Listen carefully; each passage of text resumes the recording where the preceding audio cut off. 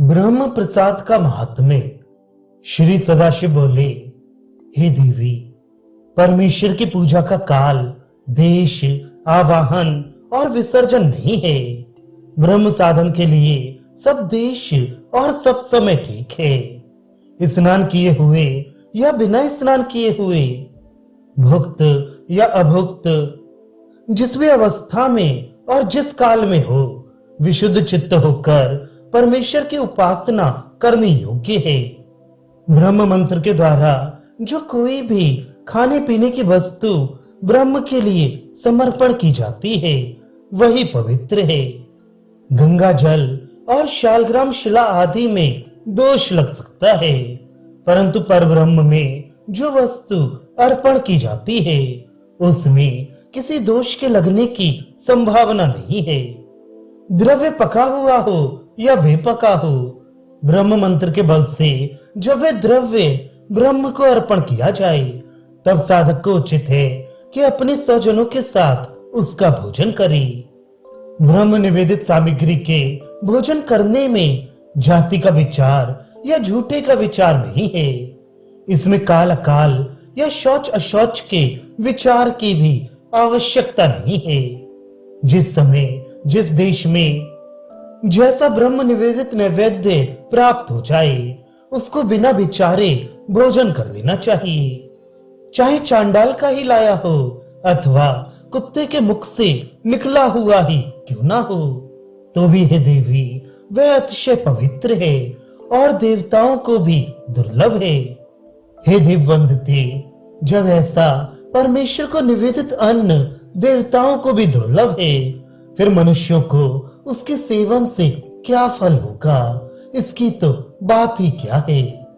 जो पुरुष महापातकी हो या जिसने और पातक किए हो, वह भी यदि केवल एक ही बार ब्रह्म का प्रसाद पाए, तो वह सब पापों से छूटता है। इसमें कोई भी संदेह नहीं है।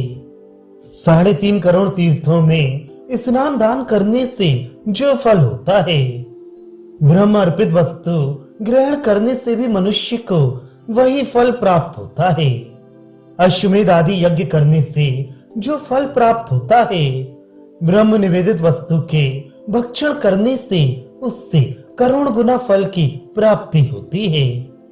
यदि सहस्त्र करोड़ जीव हो जाएं और 100 करोड़ मुख हो जाएं, तो भी ब्रह्म प्रसाद का महात्म्य वर्णन नहीं किया जा सकता। यदि चांडाल भी किसी स्थान में ब्रह्म प्रसाद प्राप्त करके उसको भोजन कर ले, तो उसको ब्रह्म सायुज्य प्राप्त होता है। यदि नीच जाति का अन्न ब्रह्म में समर्पित हो जाए, तो वेदांत पारक ब्राह्मण को भी उस अन्न का ग्रहण करना चाहिए। परमात्मा के प्रसाद को ग्रहण करने में जाति वेद का विचार करना कर्तव्य नहीं है। जो पुरुष इसको अपवित्र समझता है, वह महापातक से लिप्त होता है। हे प्रिय, वरन लोक 100 पाप कार्य कर सकता है, वरन ब्रह्म हत्या कर्तव्य कर्म के बीच में गिनी जा सकती है। तथापि ब्रह्म अर्पित अन्न का अवहेलन करना कर्तव्य नहीं है। हे भद्रे, जो मूढ़ लोग महामंत्र पढ़े हुए इस सुसंकृत अन्न जल आदि का त्याग करते हैं, वे अपने प्रेत पुरुषों को अधोलोक में गिराते हैं, और वे लोग स्वयं भी प्रलय काल तक अंधतामिस्त्र नामक नरक में वास करते हैं। जो ब्रह्म सात्कृत नैवेद्य आदि से द्वेष करते हैं, उनका किसी भी प्रकार से छुटकारा नहीं है। जो लोग ब्रह्म मंत्र का साधन करते हैं, उनके अपवित्र कर्म भी पवित्र हो जाते हैं, उनका कुकृत भी सुकृत हो जाता है। और इस महामंत्र के साधन में अवैध स्वेच्छाचार शास्त्रोक्त अनुष्ठान में गिना जाता है। जो ब्रह्मनिष्ठ और ज्ञानवान है, उसके लिए वैदिक या तांत्रिक क्रिया का प्रयोजन क्या है?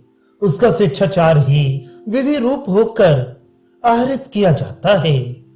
ब्रह्मनिष्ठ पुरुष कोई भी वैद्य कार्य करके उसके फल को प्राप्त नहीं होता, और वैद्य कर्म न करने पर भी उसको उसका प्रत्यवाय नहीं होता। विचार करने से जाना जाता है कि ब्रह्म मंत्र साधन करने में किसी प्रकार के विघ्न या प्रत्यवाय की संभावना नहीं है। हे महेश्वरी, इस धर्म के अनुष्ठान करने में सत्यवादी, जितेंद्रिय, परोपकारी, निर्विकार और सदाशय होना चाहिए। ब्रह्मनिष्ठ पुरुष को मात्सर्य, दंभहीन, दयावान, शुद्ध चित्त, पिता माता का प्रियकारी और उनकी सेवा में परायण होना चाहिए। जो ब्रह्म संबंधी विषय का श्रवण करते हैं, ब्रह्म चिंतन और ब्रह्म अनुसंधान करते हैं, वही संयत चित्त स्थिर बुद्धि से ब्रह्म साक्षात कर सकते हैं। हे देवी, ब्रह्मनिष्ठ पुरुष को मिथ्या कहना, पराया, बुरा, चेतना या पराई स्त्री में रमण करना कर्तव्य नहीं है।